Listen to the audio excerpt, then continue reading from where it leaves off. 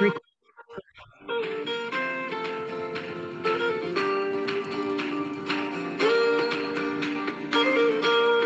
direct sur l'île Mode. Boker Tov à toutes, Boker Tov à tous, Shavua Tov.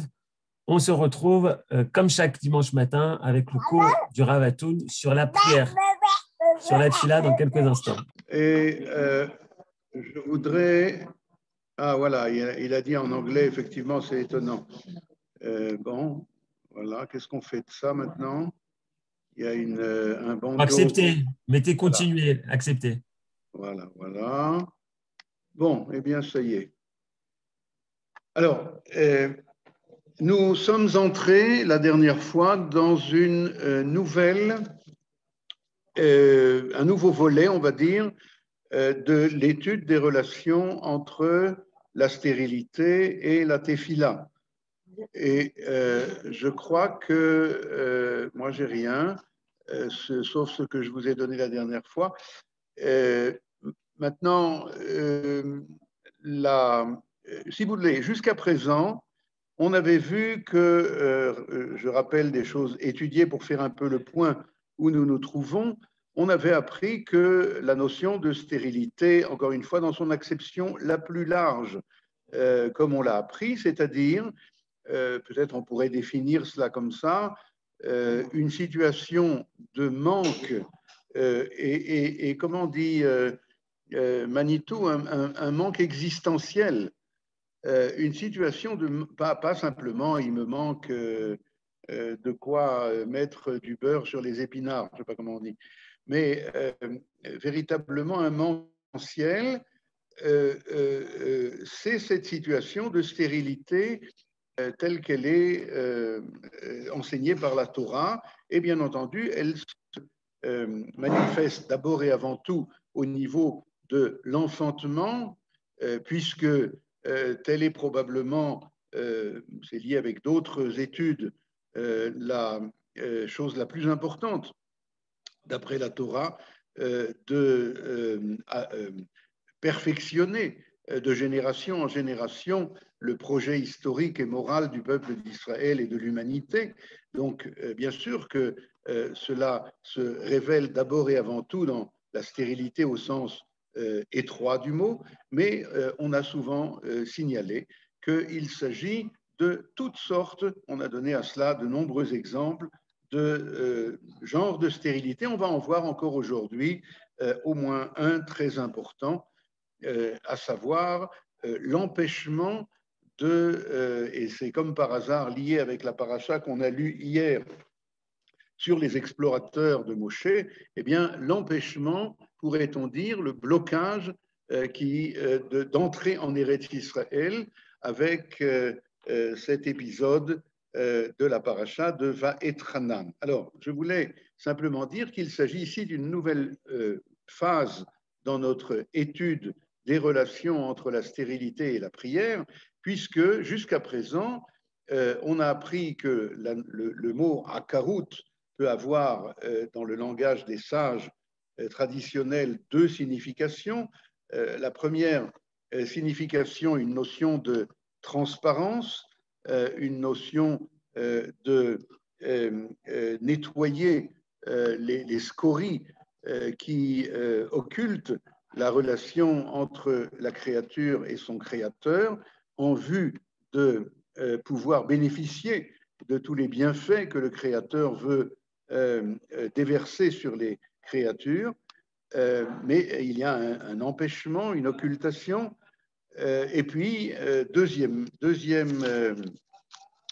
signification, on a vu qu'il s'agit d'une préparation, hachana, d'un effort important d'être au niveau de la grandeur désirée, non pas simplement de dégager l'empêchement qui est provisoire, bien sûr, mais de le dégager en vue d'un enfantement, dans tous les sens du mot, qui soit au niveau de la grandeur de la personne. Ce sont justement les tzadikim qui sont éprouvés en général dans ce sens-là. Chacune d'entre nous, rappelons-le si c'est nécessaire, est censé de ce point de vue-là être tzaddik.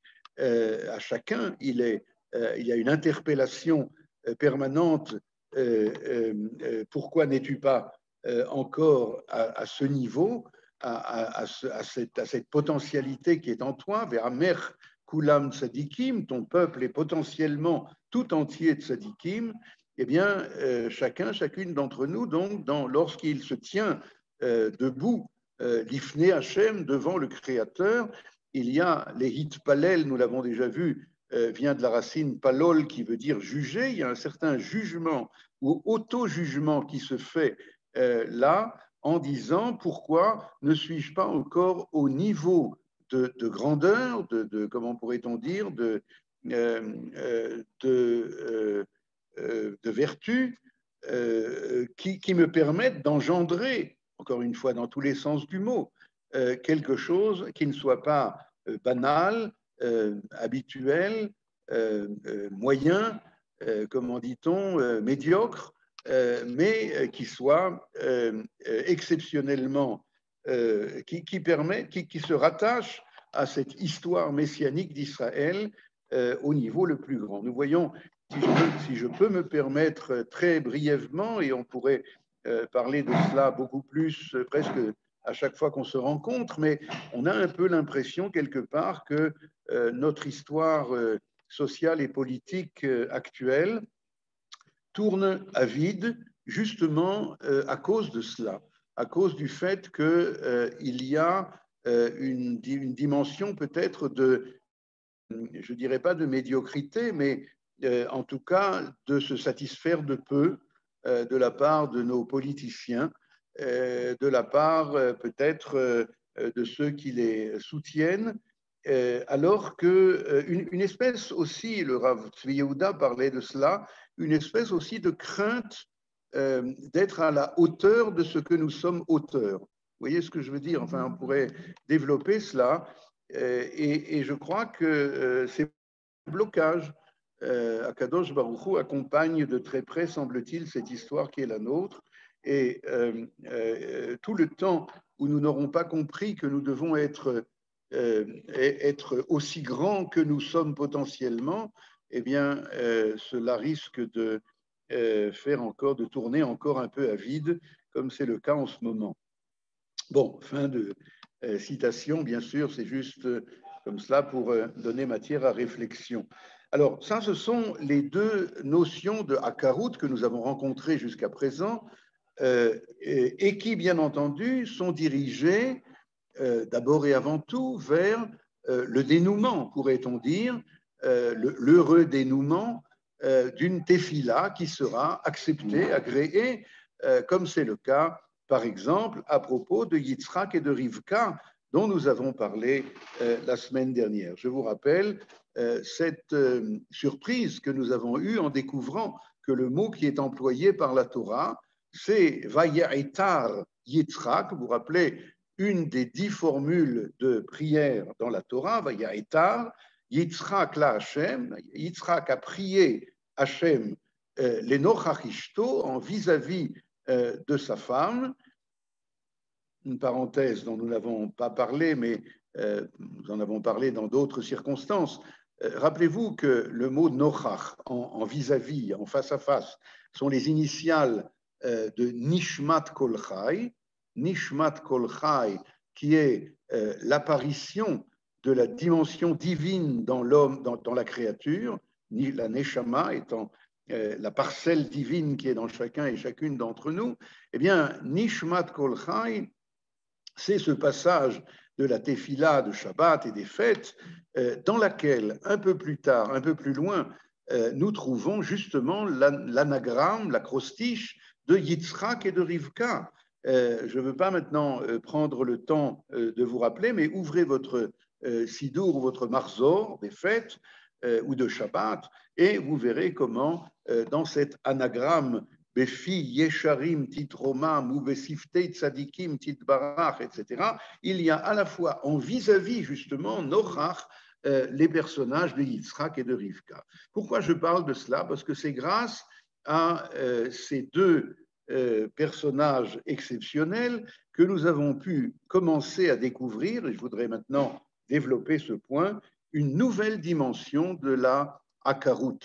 Je répète, si jusqu'à présent la Hakarout était, pour ainsi dire, destinée à s'épuiser, c'est-à-dire dans le dénouement heureux de l'accouchement, encore une fois au sens propre ou au sens figuré, eh bien, nous allons découvrir aujourd'hui, nous avons commencé la dernière fois, qu'il y a aussi une autre dimension de la Hakarout.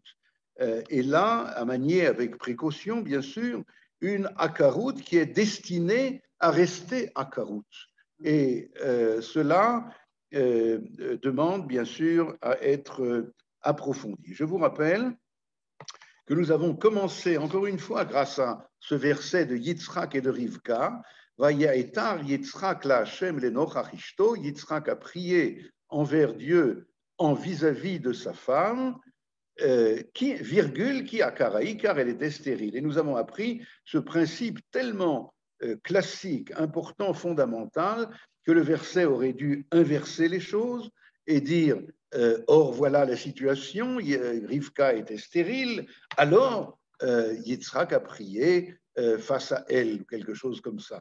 Mais le Rabbeinu Bechaye nous a enseigné cet enseignement vertigineux, pourrait-on dire, qui est que non, le verset ne s'est pas trompé, il a bien été écrit dans le sens qu'il fallait, car détrompe-toi, nous dit Rabbeinu Bechaye, l'objectif n'est pas que la stérilité cesse et qu'il y ait un heureux dénouement par le fait que Dieu va combler le manque qui est le nôtre, et la tefila, de ce point de vue-là, ce ne serait qu'un moyen d'y parvenir, c'est le contraire.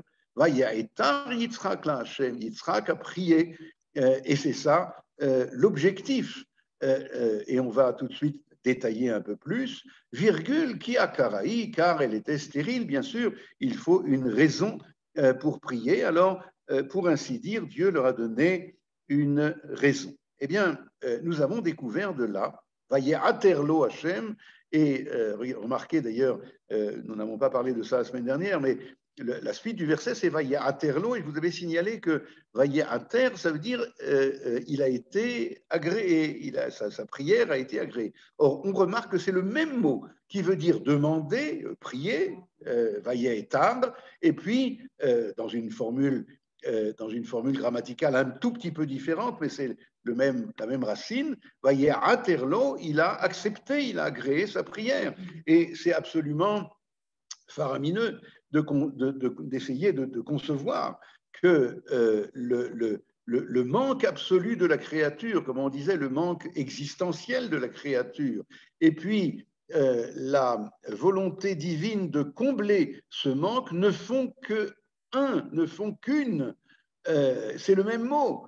Ça signifie bien ce que nous avons toujours tenté d'expliquer, à savoir que Dieu ne demande que ça, pour ainsi dire. C'est-à-dire que, bien entendu, comment pourrait-on résoudre l'énigme même, on pourrait dire, ontologique, disant que puisque c'est Dieu qui a créé le manque, or comment peut-il créer de la maladie, comment peut-il créer la pauvreté, comment peut-il créer l'ignorance, etc., l'exil, alors que toutes les choses pour lesquelles on prie dans la Hamida, alors que si tu me dis qu'il voulait toujours combler le monde de ses bienfaits, c'est même, d'après le Ramchal, pour cela qu'il a créé le monde, pour qu'il y ait quelqu'un qui reçoive tous les bienfaits qu'il a toujours voulu donner. Alors, il y a ici une espèce de contradiction vertigineuse, comme je disais, et la réponse, à mon sens, se trouve justement dans ce fait que je signalais à l'instant, que le mot vaye'etar et le mot vaye'ater, la demande et la réponse à la demande, le manque et le fait de combler ce manque ne sont que deux visages de la même relation de Dieu à son monde, à savoir il veut toujours le vailler à terre. La réponse au manque et à la stérilité de toute espèce est à la porte. Enfin, elle ne demande qu'à se réaliser, qu'à se concrétiser, mais encore faut-il qu'il y ait cette volonté, et on va parler beaucoup du ratson, justement, que la volonté de la créature soit justement de se relier en face à face, l'ifné Hachem, avec le Créateur. Eh bien, c'est ce que nous avons appris la dernière fois et que nous allons continuer maintenant, ce nouveau volet de la stérilité, à savoir que l'objectif n'est pas de combler le manque, aussi justifié que cela puisse être d'ailleurs, mais il y a aussi, dans certains cas, dans certaines situations, dont nous allons essayer de préciser les termes, il y a cette volonté que le manque, quelque part, voilà, je vais peut-être dire cela en utilisant un tout petit peu de théorie psychanalytique, enfin à un niveau très, très premier. Vous savez qu'il y a le désir et puis il y a la réalisation de ces désirs.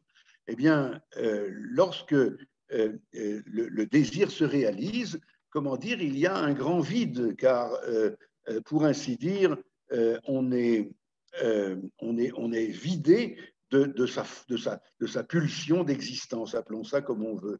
Et c'est un peu dans ce sens-là que nous allons découvrir la grandeur ultime de la hakarout qui, dans certains cas, doit, selon la volonté divine, demeurer désir, demeurer hakarout.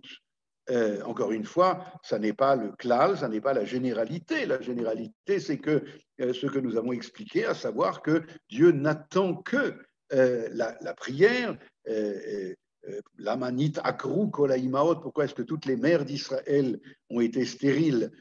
Qui akadosh baruch hu mit'avel et tfilatam shel tzadikim, car il désire ardemment la prière des justes, et nous avons expliqué à ce propos, il désire ardemment que les justes le soient encore plus. Il désire ardemment que ce qui va sortir, si je peux dire, de cette situation provisoire de stérilité ne soit pas quelque chose de banal, mais quelque chose qui va propulser l'histoire messianique et morale d'Israël au-delà de ce qu'elle est. Ça, c'est ce qu'on a dit jusqu'à présent. Mais voilà qu'il y a dans certains cas exceptionnels, et Moshe Rabbeinu est l'exception par excellence, eh bien, il y a dans certains cas où le désir lui-même provoqué par le manque existentiel est tellement essentiel, est tellement attaché à l'éternité d'Israël qu'il ne faut pas qu'il disparaisse jusqu'au moment où il faudra qu'il disparaisse. Mais Moshe Rabbeinu, pour appeler les choses par leur nom, ne doit pas rentrer en Israël, en Eretz Israël. Hein? Non seulement malgré ses prières, mais ses prières, si on va expliquer cela maintenant, deviendront la raison d'être du non-agrément de ces prières. On va expliquer cela tout de suite, mais encore une fois, ce sont des situations d'exception. Alors, je fais le point pour expliquer où nous nous trouvons, si je peux dire, maintenant.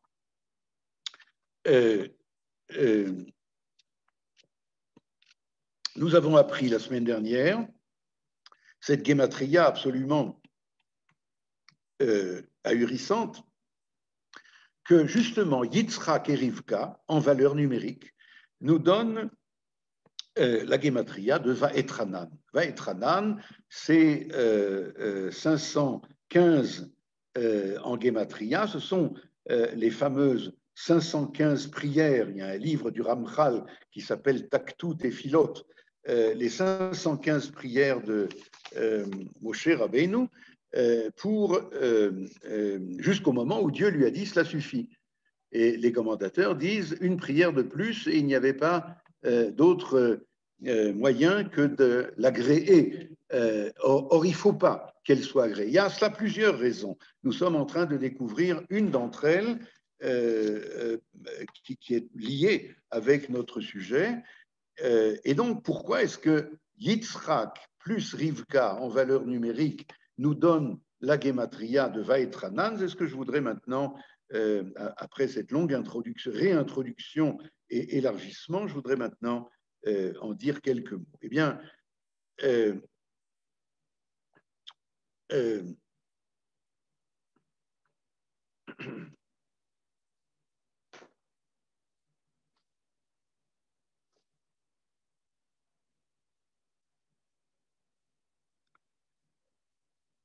tout cela provient, qu'est-ce qu'on a appris de Yitzhak et de Rivka?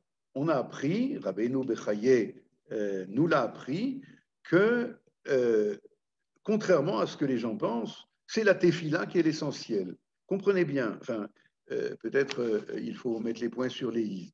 Même selon les explications ou les cas dans lesquels, bien entendu, on attend que les mères d'Israël ne soient plus stériles pour que l'histoire puisse continuer. On ne voudrait pas que cette stérilité se perpétue, bien entendu. Mais d'un autre côté, on comprend, je pense, qu'il faut le temps et l'effort et les prières nécessaires pour que l'enfant qui va sortir de là, dans tous les sens du mot, encore une fois, ne soit pas un enfant médiocre, mais celui que l'on attendait. Eh bien, en tout cas, de Yitzhak et de Rivka, on a appris une chose que nous allons maintenant utiliser dans un autre contexte. On a appris que la tefila, c'est l'essentiel. Ça veut dire que c'est elle qui provoque, comme ça on a appris jusqu'à présent, c'est elle qui provoque la rencontre. Vous vous rappelez de cet élève de la yeshiva du premier niveau qui souhaite tellement rencontrer le Rosh Yeshiva comme nous l'avons raconté l'autre fois. Et c'est la rencontre elle-même qui est l'objectif. Quand il lui a demandé « Est-ce que tu as par hasard le livre, peu importe lequel d'ailleurs », et que le Rosh Yeshiva, comprenant très bien de quoi il s'agit, avec un grand sourire paternel, lui a dit « Écoute, le livre, il y en a à la bibliothèque de la Yeshiva, j'ai pas, mais si tu veux qu'on parle, viens, rentre et commence par prendre un verre de thé. » Eh bien, c'est la rencontre qui est bouleversante. Cette rencontre, comme on l'a appris, l'Ifnei Hachem, n'est pas liée, nous dit Rabbeinu Bechaye, avec l'incidente, comme on dit, le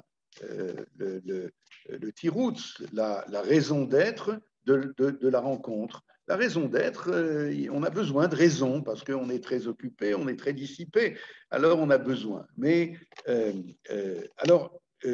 lorsque Yitzhak et Rivka nous ont appris cela, ce verset de Yitzhak et Rivka nous ont appris que c'est la rencontre, c'est la tefila. Tefila, je vous rappelle du mot tefilin, le lien. C'est le lien qui est l'objectif.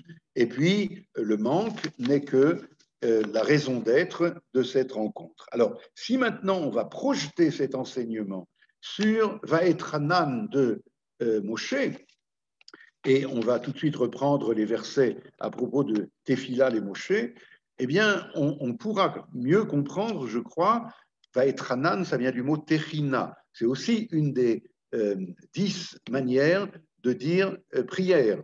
Mais c'est une prière, Techina, supplique. Et on va essayer de comprendre quelle est la différence entre, par exemple, Vaya Etar, dont on avait dit, je vous rappelle, la Gemara nous dit qu'Atar ze shemeaper et atvoa, vous vous rappelez, vous l'avez ici sous les yeux pour ceux et celles qui sont sur Zoom. Eh bien, Atar, c'est la pelle, c'est la fourche, comme le traduit Rashi, qui retourne la récolte sur l'air d'un côté et de l'autre pour qu'elle sèche. Eh bien, la tefila elle-même, nous dit la Gemara de Yevamot, la tefila des justes, la tefila de Tzadikim, mehapechet midotav shel HaKadosh Baruch Hu, mi midat rakzanut le midat rachmanut, va retourner, pour ainsi dire, la conduite de Dieu pour son monde d'une manière rigoureuse de justice va la retourner, pour ainsi dire, vers une manière de miséricorde. car nous l'avons signalé la dernière fois, la miséricorde, rappelez-vous, fait partie, la justice fait partie de la vertu de miséricorde, pas comme Midata Chesed, qui elle est l'opposé de Midata Din. Mais la Midata Rachamim, qui fait la réunion des deux, comme Yaakov et l'union de Avram et de Yitzhak, eh bien, dans Rachamim, il y a la vertu de Rakzanout, la vertu de rigueur et de justice, mais elle est atténuée, comment on va dire, elle est compatible avec la vie, Rachamim. Alors, il y a cette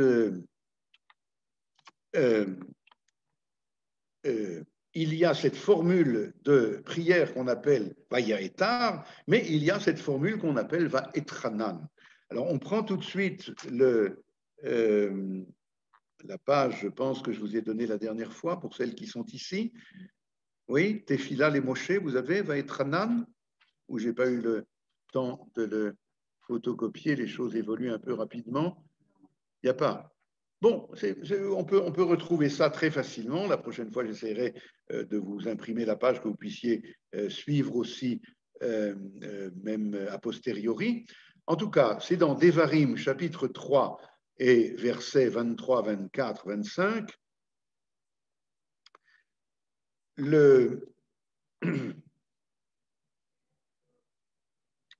Simplement, je termine avant de lire l'analyse que je faisais tout à l'heure. Il y a donc, nous avons appris jusqu'à présent que Yitzhak et Rivka nous apprennent que la tefila est l'objectif, la tefila est l'essentiel, la tefila est la finalité, alors que le manque n'est que le moyen d'y parvenir. Eh bien, nous allons prendre cet enseignement-là et le porter, pourrait-on dire, à son paroxysme, puisque chez Moshe, la tefila est tellement l'essentiel qu'il n'y a que tefila. Et comme on le disait, le fait de combler ce manque, de combler cette espèce de stérilité qu'on peut appeler ainsi, toutes ces, comment on dit, tissoufim, tout ce désir ardent de Moshe d'entrer en Eretz Israël, qui bien sûr demande à être approfondi énormément, eh bien, toute cette stérilité peut et doit rester au niveau du désir, comme je le disais tout à l'heure, au niveau de la supplique, au niveau de 515 prières fondamentales de Tehina qui, comme on le verra, vont rester pour l'éternité ce désir ardent du peuple d'Israël d'entrer en terre d'Israël. Et comme par hasard, encore une fois, et vous savez que ça n'existe pas le hasard, eh bien, hier, nous avons lu la faute des Meraglim, des explorateurs, et voilà comment Moshe, de ce point de vue-là, à sa manière à lui, une manière certainement d'ailleurs douloureuse, enfin, comment dire, pas évidente, va toute sa vie rester dans cette attente insatisfaite, ce désir insatisfait, en vue de fonder justement. On peut imaginer que si Moshe était rentré, il y a cela dans le Zohar HaKadosh, qu'est-ce qui se serait passé s'il était rentré? L'histoire se serait arrêtée là, mais pas du tout comme elle doit arriver à son terme.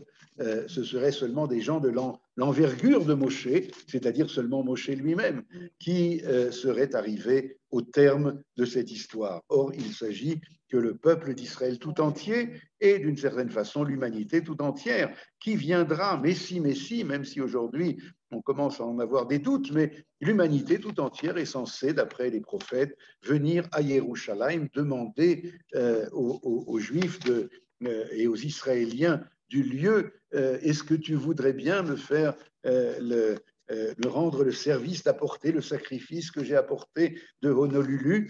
Ça sera, ne vous en faites pas.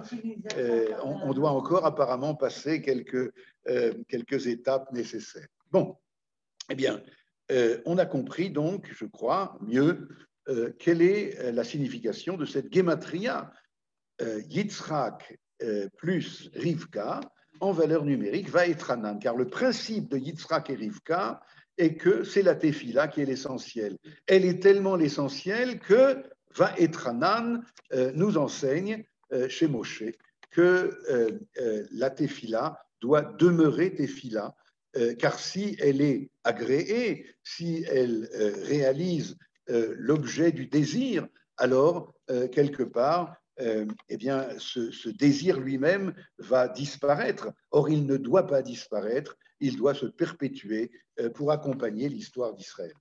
D'accord ? Alors, on va voir tout de suite maintenant le texte. Voilà le schéma, schéma Israël, le schéma de notre analyse. Et on va voir ça maintenant dans les textes. Alors, vous avez ici Tefila les Moshe, Dvarim chapitre 3, verset 23.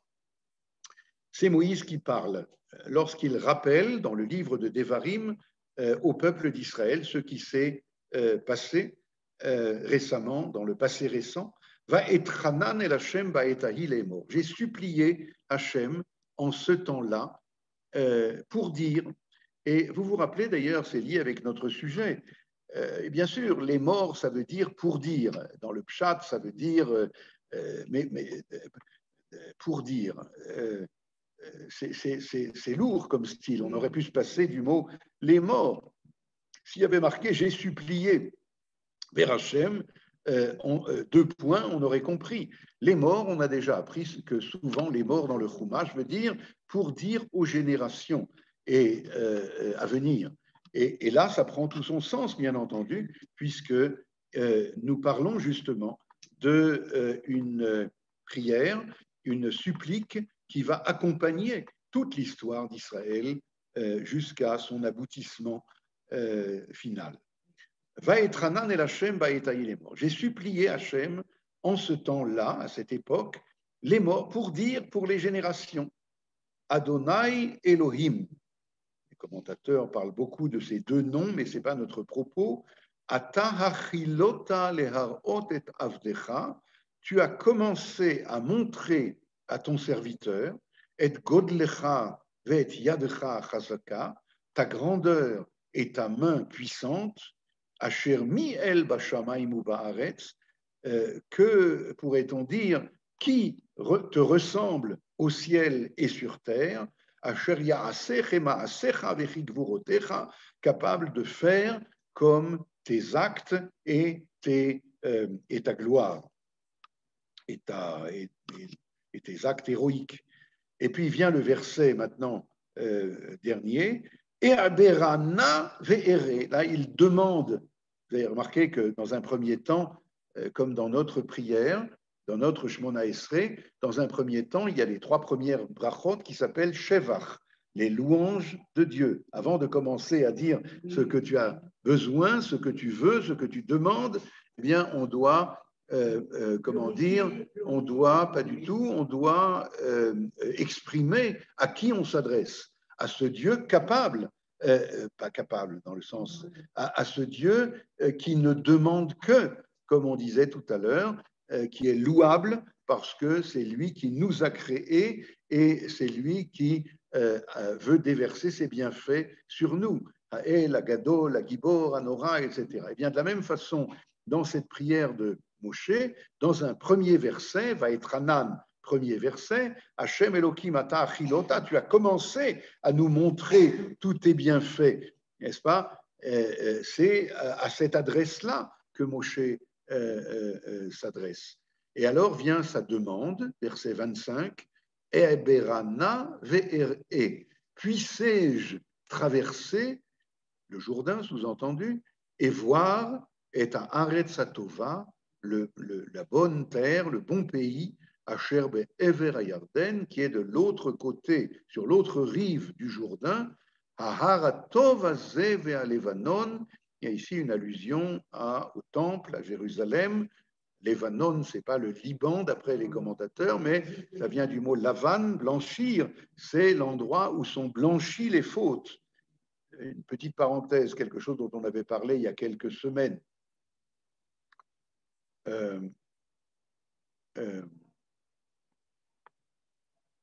L'homme, Israël, est créé pour réaliser le projet du Créateur. Amzu yatsartili teilati yesaperu, le projet moral messianique du Créateur. On avait, rappelez-vous, il y a 2-3 semaines, parlé de cette notion très importante que lorsque lorsqu'on marche, lorsqu'on avance, lorsqu'on vit, on faute, on risque de fauter. En tzadik ba'aretz asher ya'aseh tov velo yecheta. Et par conséquent, il est nécessaire qu'il y ait toute une procédure de kapara, de expiation de la faute, de nettoyage. Des chaper veut dire, dit Rashi, nettoyage, pour pouvoir continuer la route, si je peux dire. Mais l'objectif essentiel n'est pas la kapara. L'objectif essentiel, c'est ce que l'on a à réaliser, un monde conforme au projet moral du Créateur. Eh bien, c'est vers cela. Donc, Moshe, lui, incarne le côté de ce projet messianique du Créateur. Moshe, c'est le Goël. Moshe, c'est celui qui va comment on dit, Goël, délivrer le peuple d'Israël d'Égypte et le faire avancer jusque vers son pays. Et vous comprenez de là d'ailleurs combien il désire ardemment y rentrer, car toute son œuvre n'est que pour que la Torah entre en terre d'Israël. Nous avons dit une fois il y a longtemps, dans le terrestre d'Israël, et pas seulement dans le céleste du désert, les explorateurs de Moshe. D'accord ? Ce n'est pas notre sujet, mais juste comme ça, quelques éclairages en passant. Eh bien, Aharon, par contre, et c'est pour ça que tout ce dialogue, cette controverse un petit peu que Moshe a avec Dieu lorsqu'il lui dit « c'est toi qui vas aller délivrer mon peuple », il dit « mais non, mais mon frère Aaron est beaucoup plus… » Aaron, c'est le Beit Hamikdash, c'est la Kapara. Aaron, c'est celui qui va expier les fautes d'Israël ou faire que soient expiées les fautes d'Israël, Yom Kippourim, etc. Et alors, Aaron est très, très important. Sans lui, on ne pourrait pas continuer à marcher, si je peux dire, mais c'est Moshe et Aaron sera à ses côtés, vous vous rappelez de cela.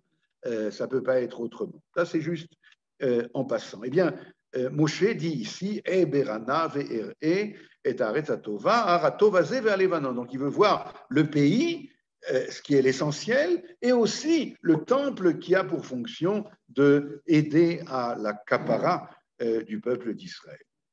Alors, quelques remarques. Notre temps est limité puisque nous avons commencé un peu tard par la faute des bouchons. Eh bien, regardez pour celles qui ont le texte ici sous les yeux, Rashi sur Vaetranan. Rashi dit, je crois que vous ne l'avez pas donc sur votre feuille. Alors, Blinéder, j'essaierai de vous le donner la semaine prochaine. Alors, je lis, je vais lire lentement puisque vous ne l'avez pas sous les yeux. Rashi nous dit qu'est-ce que c'est que cette formule Vaetranan. C'est directement lié avec notre étude puisqu'on a dit qu'il y a 10 formules de prière. On a parlé du Atar qui a pour objectif cette prière qui s'appelle Vayaetar, de renverser la vapeur, de renverser du côté gauche au côté droit, du côté de la rigueur au côté de la miséricorde. Mais qu'est-ce que c'est Vaetranan? Eh bien, Rashi nous dit Vaetranan, ça vient du mot Chanoun, Chen. Chanoun, Chen. Alors, qu'est-ce que c'est Chanoun? Rashi dit En Chanoun bekol makom, ela lashon matnat chinam. Le mot Chanoun, qu'on traduit par généreux ou comment on traduit en général, je ne sais pas, comment?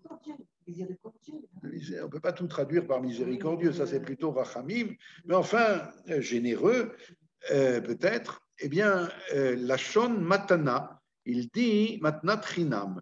L'essentiel, c'est de comprendre la racine. Ah, qu'est-ce que j'ai fait là? J'ai fait une bêtise. La racine de ce mot. Un petit instant, je dois retrouver. Voilà. Ah oui, mais alors là, bon. Ok, share screen. Voilà, on y arrive. Ça y est. Vous voyez là celles qui sont en Zoom, celles qui sont en Zoom, vous voyez le texte? Oui, Toda Rav. D'accord. Alors, il dit En Chanoun bechol makom ela lashon matnat chinam. Chanoun vient de la racine donner gratuitement. Chen, ça veut dire gratuit. Chinam. Qu'est-ce que ça veut dire donner gratuitement? Eh bien, je crois que c'est clair. Donner gratuitement, ça veut dire donner sans qu'il y ait quelque chose en retour pour notre sujet, c'est-à-dire même sans mérite. Il y a quelque chose de très curieux, va nous dire Rashi, tout de suite on va le lire dans le texte, mais Rashi va nous dire peut-être le seul de toute l'histoire d'Israël qui aurait pu demander bisrout, comment on dit ça, de par son mérite, eh bien il va demander donne-moi gratuitement, comme si je n'avais pas de mérite. Et pourquoi donc? On va essayer d'y réfléchir. Je traduis donc Rashi jusqu'au bout.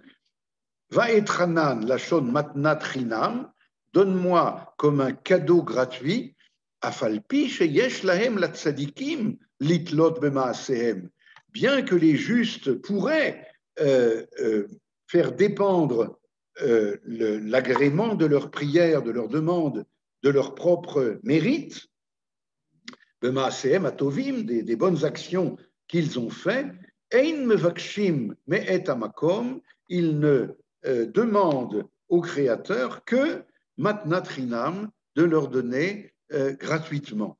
Les fiches amarlo vechanoti et asher achron amarlo belachon vaetranan. Eh bien, lorsque au Har Sinaï, Moshe a demandé des explications sur la manière que Dieu a de conduire son monde, vous vous rappelez, comment est-ce possible qu'il y a des justes qui souffrent et des méchants qui sont pleinement heureux, apparemment. Alors, je ne rentre pas là-dedans maintenant, mais Dieu a répondu « Vechanoti et asher achon ». Eh bien, je donnerai à celui à qui je souhaite donner. Évidemment, ce sont des choses qui sont une étude en soi, mais tout cela vient du mot « chen ». Alors, Moshe a compris qu'il y a là-dedans un sod, une sagesse extrêmement divine, et qu'il ne faut pas, même si on est absolument méritant, il ne faut pas demander du point de vue de ses mérites. On va essayer d'en dire quelques mots de plus. Regardez le Gourarié. Gourarié, c'est ce fameux commentaire du Maharal sur Rashi, justement. Eh bien, il explique sur ce Rashi-là la chose suivante. Ein mevakshim et la matnat chinam, Rashi nous a dit, il ne demande les justes que comme quelque chose, un don gratuit, et pas, comme on dit en hébreu moderne, magi ali. On aurait pu dire Magi Ali. Comment on traduit ça en français? Il y a aussi une expression en français, Magi Ali. J'ai le mérite. Voilà, ça me revient. De droit. Ça me revient de droit. Alors, Gourarié nous dit Ubevadai, hadirti betzel Moshe lachon tfila vaitpalel el Hashem. Alors il dit oui, non, mais un peu plus loin, au chapitre 9, alors que Rashi rappelle ce qui s'est passé après la faute du veau d'or. Là-bas, il y a marqué va etpalel el Hashem. Là-bas, il y a bien marqué lachon tfila. Regardez, j'ai les versets ici au chapitre 9, du verset 25 à 27. Il dit va et napal lifne Hashem. Il rappelle au peuple d'Israël je me suis couché devant Dieu et arbaïm ayom et arbaïm alayla, pendant ces fameux 40 jours et 40 nuits où Asherit napalti, où j'ai imploré le pardon divin, qui amar Hashem la shmidetrem, car Dieu avait dit qu'il veut vous exterminer. Va etpalel el Hashem. Et là, il y a marqué va etpalel. Alors, Gourarié de Maharal va nous demander, mais pourquoi ici il y a marqué va etpalel et pas va etranan, si tu me dis que le principe est que les tzadikim, Moshe en tête, demandent, même s'ils ont des mérites, mais demandent d'une façon généreuse et pas d'une façon obligatoire, pour ainsi dire. Et là, je fais déjà une allusion à la raison profonde pourquoi ils demandent comme cela. Alors, je termine la lecture de Devarim, chapitre 9. Va etpalel el Hashem, va Omar, et j'ai dit Adonai Elohim, c'est les mêmes noms que chez nous. Al tashchet amcha venachlatra, etc. Ne détruis pas ton héritage, etc. Zechor le'avadecha, l'Avraham, l'Israël ou Yaakov. Rappelle-toi des mérites des pères. Donc, il a bien parlé de Va'et Palal, il a prié. Va'et Palal, lachon palol, qui veut dire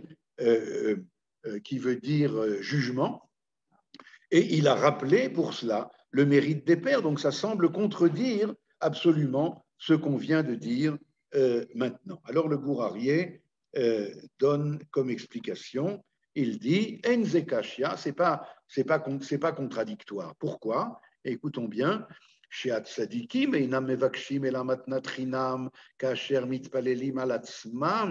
Lorsqu'ils demandent pour eux-mêmes, alors ils ne demandent pas du point de vue de leur mérite propre, mais comme matnat chinam va être anan, sheinam mitgaim, car ils ne veulent pas se glorifier, ils ne veulent pas s'enorgueillir de leur mérite.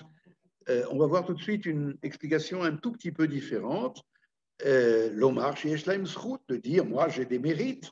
Et ça, c'est pour la raison pour laquelle il a demandé Vaêtre Hanan d'entrer en Eretz Israël. Ou que Shehem mitpalelim alacherim, mais lorsqu'il prie, comme dans le chapitre 9 pour les autres, pour le peuple d'Israël qui a commis la faute du veau d'or, Einam mevakshim matnat chinam, alors il ne demande pas un cadeau gratuit, adraba, au contraire, ils font valoir tous les mérites de ce peuple ou de leurs ancêtres pour justifier leur existence, le fait qu'ils doivent recevoir les bienfaits et la vie que Dieu peut leur accorder. Je voudrais terminer en donnant une explication un tout petit peu différente de celle du Gourarié. Donc le Gourarié dit, bien sûr, dire je mérite, Magi Ali, c'est de l'orgueil, et par conséquent, au niveau pshat, au niveau littéral, c'est pour cela que Moshe a demandé, comme le dit Rashi, non pas en toute justice de droit, mais a demandé comme si ça ne lui revenait pas, mais qu'il demande dans les bontés. Voilà, peut-être Chen, c'est la bonté divine, si ce n'était pas une calamité en français. Non, on dit bonté divine, mais c'est pour une autre chose. Enfin, la bonté divine, oubliez toute connotation, eh bien, va être à l'origine de cela. La réponse que je voudrais ajouter à cela, une réponse dont nous avons déjà parlé quelquefois, mais à ce propos, c'est que si c'était en toute rigueur, si cela me revenait de droit, si je demandais à Dieu que Magi Ali, je me connais, ce n'est pas de la fausse modestie et ce n'est pas de l'orgueil. Je sais ce que je vaux dans tel domaine, je sais aussi ce que je ne vaux pas dans tels autres. En tout cas, si je te demande dans tel domaine, c'est parce que je sais que j'ai fait tous les efforts nécessaires et rappelez-vous, Dieu ne travaille pas chez nous. Vous vous rappelez de cette expression? C'est nous qui travaillons chez lui. Je traduis de l'hébreu. C'est-à-dire qu'il n'y a rien d'automatique. Vechanoti et asher achon, a dit Dieu à Moïse au Har Sinaï. Dieu est une notion extrêmement profonde, pas dans la dernière minute de notre cours, mais juste pour votre réflexion, on en reparlera. Comment dire? Laissons à Dieu la liberté absolue. Il est la source de toute liberté. Même si à nous, dans notre conception, dans notre réflexion, dans notre compréhension des choses, eh bien, comment dire, 1 plus 1, ça fait 2.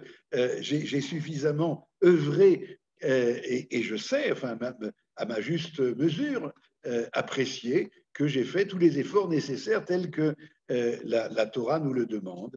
Alors, tu me dois. Non, il ne me doit pas. Il ne me doit rien du tout, c'est nous qui lui devons. Et il y a toujours cette liberté absolue qui dépasse infiniment, qui est liée, bien entendu, à une perspective infiniment plus large que la perspective la plus large qui soit, qui est celle de Moshe Rabbeinu. Moshe Rabbeinu, qui a reçu toute la pensée divine que Dieu voulait faire connaître à l'homme, révéler à l'homme, même Moshe Rabbeinu est conscient et à plus forte raison chacune d'entre nous, que même s'il nous semble que cela nous revient de droit, eh bien, Dieu est libre absolument de penser autrement, si on peut dire, et voilà la réponse qui me semble nécessaire. Voilà, ça c'était pour Vaetranan en valeur numérique, Yitzhak et Rivka. Vous voyez que c'est un enseignement colossal et qui vaut son pesant d'or, plus au ciel que toutes nos prières se réalisent comme celle de Yitzhak et de Rivka, et aussi comme celle de Moshe Rabbeinu, c'est-à-dire que bien qu'on va recevoir le fruit de nos prières, être agréé, mais malgré tout, la prière va demeurer dans son désir, car elle est encore plus forte que toutes les réponses que Dieu peut nous donner.